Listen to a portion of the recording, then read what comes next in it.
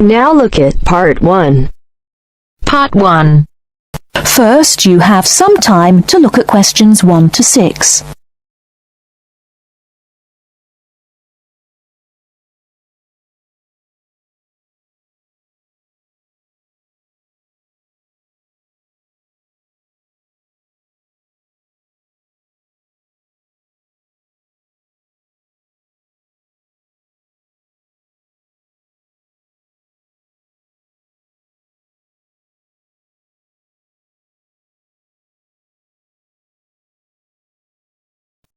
Listen carefully and answer questions 1 to 6. Good morning, Santon Sports Club. Oh, hello. I spoke to one of your colleagues last week about becoming a member of your club, and I'd like to go ahead and join, if I can do it over the phone. Absolutely. I'll start by taking a few details, if I may. Of course. What's your name? It's Alex Coos. Can you spell your surname? It's C-O-O-Z-E. Lovely, I've got that. And are you a student or in employment? Employed. Thank you. And can I ask, what's your job? I'm a doctor. Right, thanks. Now, we don't need to get your full address at this stage, but could I just take your postcode? If I can remember it. I've only just moved. Oh, yes, it's GT1. Right. And then 2BN. Is that VN? No, BN. Sorry. Now, one last question in this section. Can I just ask how you heard about us? Was it from a friend? Actually, I read about the club in a newspaper. That's fine. Thank you very much. Before you hear the rest of the conversation, you have some time to look at questions 7 to 10.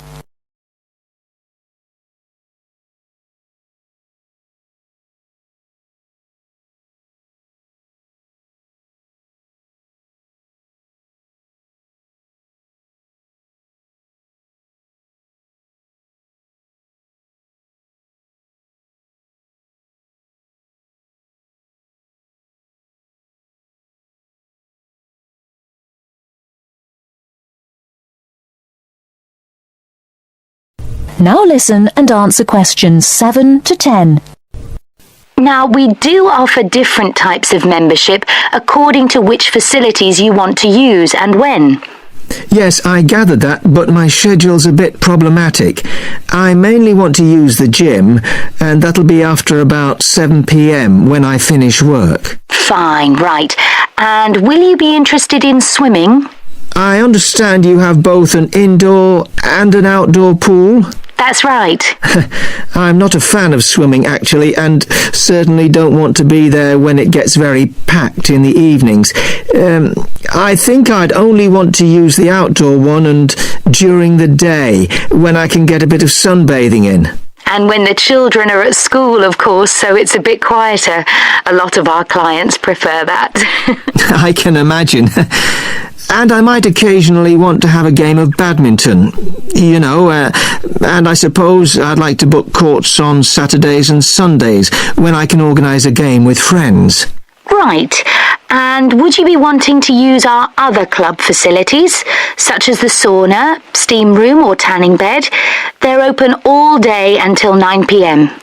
Well, I think I'd only want to use the steam room, and probably after I've been doing heavy exercise. So, shall I put that down as evenings?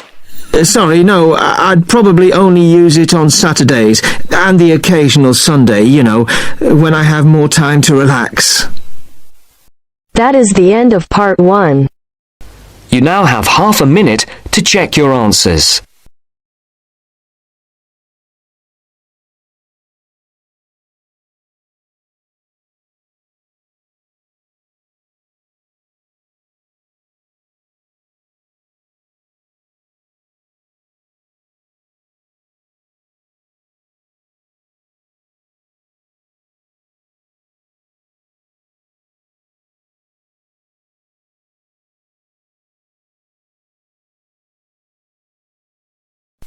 Now turns to Part 2.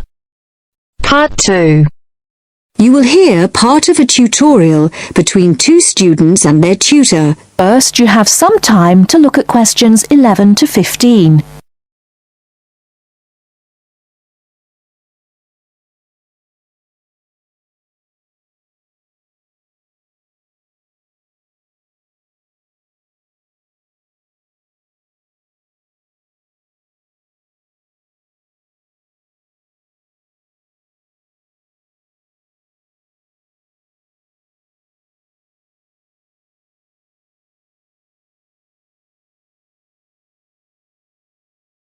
Now, listen carefully and answer questions 11 to 15.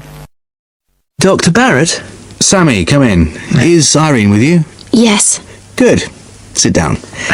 Right, we're looking at how far you've got with your research project since we last met. You decided to do a survey about computer facilities at the university, didn't you? That's right. We decided to investigate the university's open access centres and, in particular, the computer facilities. Lots of the students are having trouble getting access to a computer when they need one, so we thought it would be a useful area to research. Good, fine. It's not a topic anyone has looked at before, as far as I know, so it's a good choice. So, what background reading did you do? Well, we looked in the catalogues in the library, but we couldn't find much that was useful. It's such a specialised subject, hardly anything seems to have been published about it. And as well as that, the technology is all changing so quickly. But the Open Access Centre has an online questionnaire on computer use that it asks all the students to do at the end of their first year, and the supervisor gave us access to that data, so we used it as a starting point for our research. It wasn't exactly what we needed, but it gave us an idea of what we wanted to find out in our survey. Then we designed our own questionnaire. And how did you use it? We approached students individually and went through our questionnaire with them on a one-to-one basis. So you actually asked them the questions? That's right. We made notes of the answers as we went along, and actually we found we got a bit of extra information that way as well, about the underlying attitudes of the people we were interviewing, by observing the body language and things like that. How big was your sample? Well, altogether we interviewed a random sample of 65 students, 55% male and 45% female. And what about the locations and times of the survey? We went to the 5 open access computer centres at the university, and we got about equal amounts of data at each one. It took us 3 weeks. We did it during the week, in the day and in the evenings. Not the weekends? No. So presumably your respondents were mostly full-time students? Yes. Oh, you mean we should have collected some data at the weekends from the part-time students? We didn't think of that. Okay, it's just an example of how difficult it is to get a truly random sample. So, how far have you got with the analysis of results? Well, everyone agreed there was a problem, but we're more interested in what they think should be done about it. The most popular suggestion was for some sort of booking system. About 77% of the students thought that would be best, but there were other suggestions. For example, about 65% of people thought it would help if the opening hours were longer, like 24 hours a day. Before you hear the rest of the talk, you have some time to look at questions 16 to 20.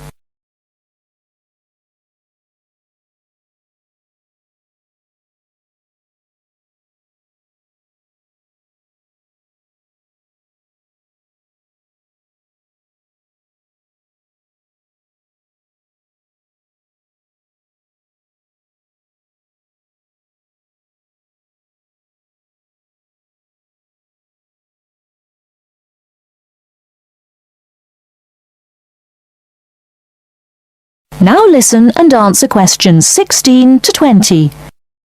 So, what other suggestions did people come up with? Well, actually, the main reason why people can't get to a computer is because so many students are using them for personal emails or just surfing the web. So one solution would be to have some computer rooms for recreational use and some for people to do serious work in. The trouble is, quite often people do their work, then they want to check their emails, and it would be a nuisance if you had to get up and go to another room and log on again just for that. Another problem is that during the day, tutors book whole blocks of computers for complete sessions, so several people said there should be restrictions on block bookings. But the trouble is, the classes need the computers. There's nothing else they can use. Some people said the whole problem would be solved if the university would just buy more computers, but other people said it might make things better for a bit, but it wouldn't really solve the problem permanently. You can't just solve the problem by throwing money at it. And with the suggestion that the computer room should stay open round the clock, some people did point out that there'd have to be someone around all the time to make sure the equipment didn't get stolen, especially at night. So a booking system seems to be the best suggestion. Yes. Apparently some universities have a sort of queuing system. It means the staff at the open access centres have to organise it, but people say it works quite well. You go along, and if there isn't a computer free just then, you're given a numbered ticket, and then when your number is called out, you have the next available computer. Or it can be done electronically as well, but that's more complicated, and it isn't really necessary. Good. So, now let's discuss. That is the end of part 2. You now have half a minute to check your answers.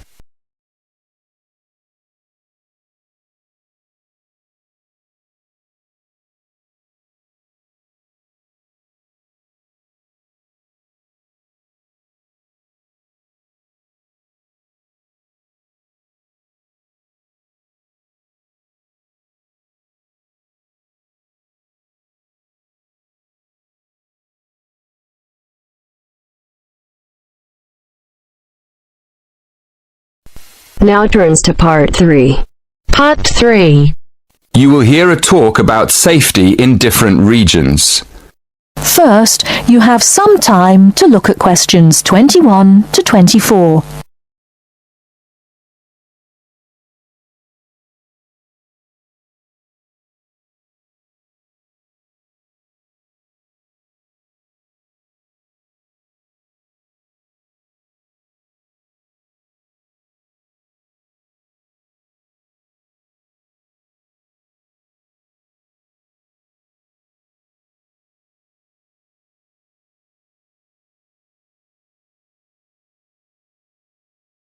Now, listen carefully and answer questions 21 to 24. Good evening, everyone. It's great to be here to talk to you about staying safe on holiday. Before I came this evening, I did a little research on where students like to go for their holidays and came up with 2 different regions, Latin America and India. So, I've been looking at the crime figures for both areas, and I thought I'd start by talking a bit about that. Then I'll give you some advice about how to avoid becoming a victim of crime. Okay, first of all, let's look at what kinds of crime are committed most in different regions. Okay, I'll start with India. Generally, India isn't thought of as a dangerous place for individuals, but there has been an increase in handbag theft in recent years. So keep an eye on your bag when you're out in the street. Right, now let's look at Latin America. Of course, you do realise that not all Latin American countries are the same, but it is true to say that guns are used in a high percentage of crimes across the region. Looking at the figures, it seems that gun crime is a serious problem throughout. Before you hear the rest of the talk, You have some time to look at questions 25 to 30.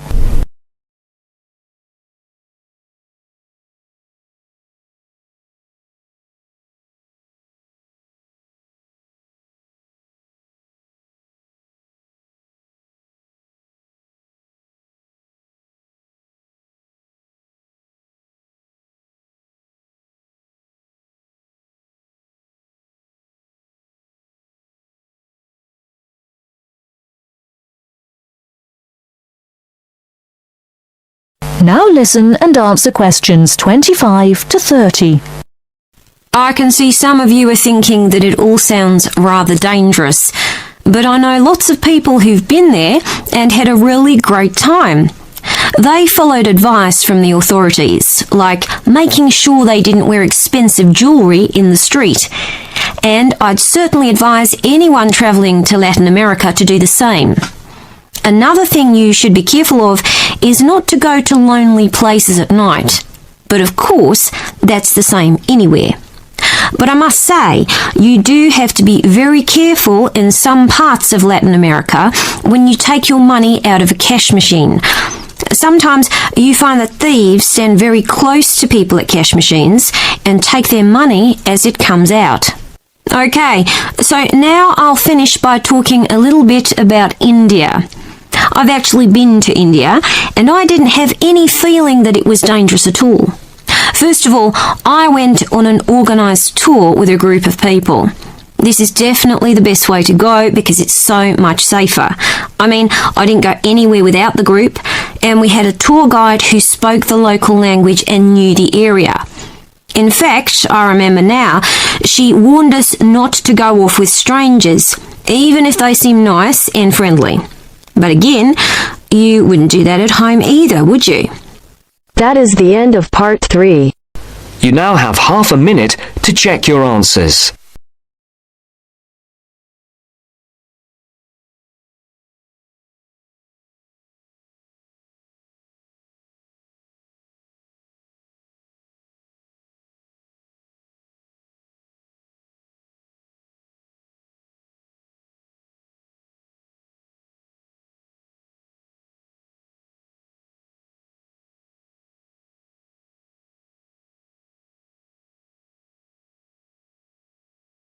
Now turns to part 4. Part 4. Listen to the conversation between Andrew and Samantha. First, you have some time to look at questions 31 to 40.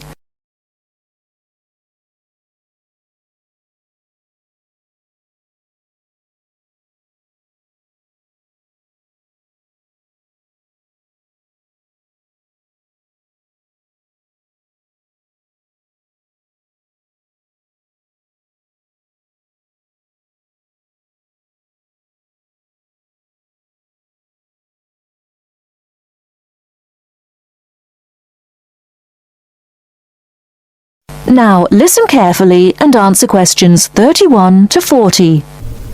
Does your work bring you into contact with many overseas students, Samantha? Occasionally.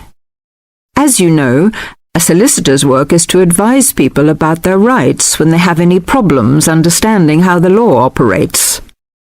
They may need help because of injury to themselves or their property, if they've been attacked or robbed, for example. But these are not by any means the main problems I deal with. Really? We know more about crime, I suppose, because we read about it in the newspaper or see it on TV. What other things do people come to you for help with? There are lots of things which don't get nearly so much attention. Sometimes it's to do with relationships in the community, as when bills aren't paid, or contracted work isn't completed, or neighbours disagree. At other times, it's to do with people not understanding the law and their responsibilities, and this is probably where overseas students have the most difficulty. One interesting example is customs laws, something which every new arrival has to come up against. What is it that overseas students find most difficult to understand about Australian customs regulations? I think it's a shock to many people arriving here for the first time to find out how many things are prohibited. Everyday food items, for example. I mean, when I've been travelling overseas, I've been quite amazed at the lack of concern in some countries about food being brought in from other parts of the world without any check. You mean people arriving into other countries don't have to declare any foodstuffs at all?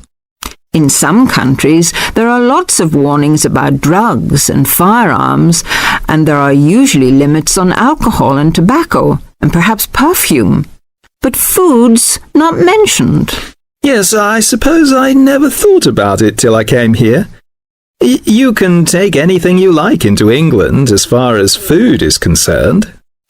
You see, here, you can't even drive from one state to another with a few apples and oranges for the journey.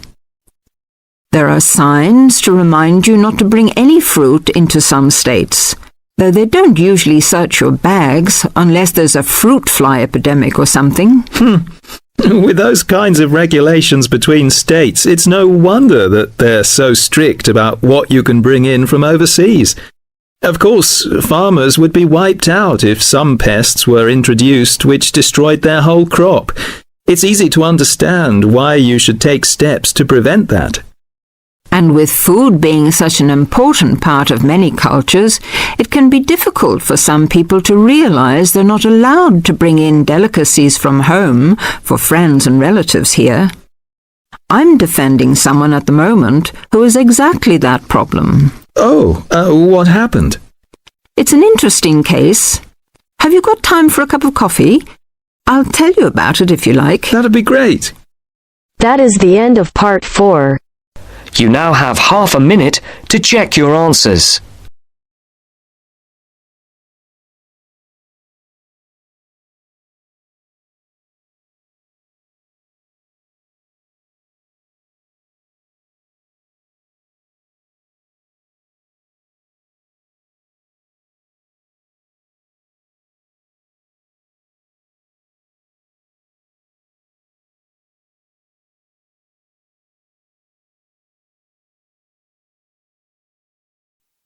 Give it